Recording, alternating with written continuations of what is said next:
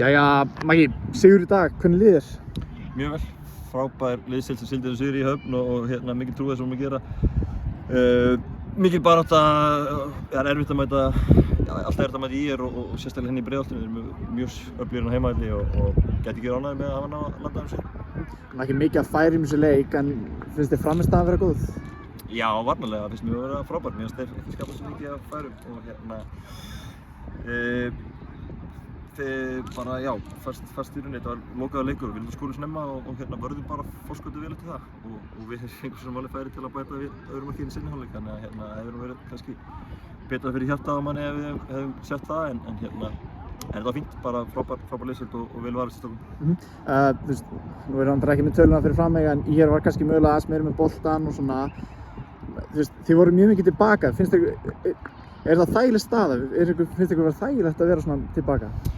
Nei, bara þú veist, þeir skoruðu 7 mörk á okkur síðasta leik, þannig að við þurftum kannski að bara sýna öðru sem varnarleik í dag en við gerum þá á móti þeim og minnu í þess, þannig að kvótinn svona mörkunum hafi klárast þessum liðum á tímabili í þeim leik, þannig að við bara nálgumst þennan leik aðeins öðru heldur en þann leik og það skilast, þannig að bara ég segi frábæran leik á strákunum og hrygglega hann. Sævar Atli byrjaði síðasta leik, byrjar núna, bara hvernig líður? Já, bara mjög ánægður með hann er búinn að vera meiddist í mars, var óheppinn að meiðast og þetta var smá aðgerð og frábær innkoma í honum og bara gjörsamlega stórkostlegur í þessum tveimur leikjum, þannig að gæti ekki ánægður með hann og þetta sýnir bara líka hvernig liðsheildin hjá okkur tikkar. Jón Vignir dettur út síðustu leikjum og tæpur og hann kemur inn og gerir frábærlega, þannig að það er alltaf næsti maður klár, skiptir ekki máli hvernig dettur út, kemur alltaf næsti maður inn og er klár, þannig að bara frábært sjálf. Þróttur tapaði stigum og þeir eru núna komin á toppinn, hvernig líður? Já, þú segir mér rétti með það, svo sem ekki að horfa mikið á döfluna, við erum bara að einbeita okkur sjálfum okkur og því sem við getum að stjórna og það er úrslitin okkar og það er bara næsti leikur á móti Völsungi eftir viku á Húsavík. Það verður gaman að fara norður og takast á við það verkefni. Ætlum að þetta grimmið þar og reyna á í stigi 3 eins og við gerum í dag, það er ekkert annað eitthvað. Hvernig leik er þetta búist móti Völsungi?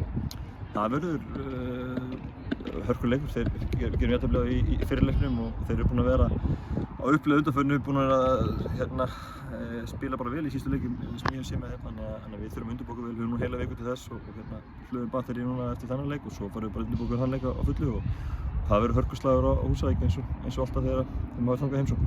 Svona kannski svipaða leikur svo þessi leikur hér í dag? Já, jafnvel, ég menna það geta alveg verið eitthvað svipuð leikmynd, þannig að við þurfum bara að sjá undirbúa hann og sjá hvernig það verður, en svona kannski vona að við getum skapað okkur aðeins meiri færi en við gerum í dag. Svona leikur voru vissulega verið aðeins oft betri en í dag, en við héldum fórskottum vel, skoruðum snemma og leikmyndi breytist alltaf við þetta mark á fyrstu mínútu.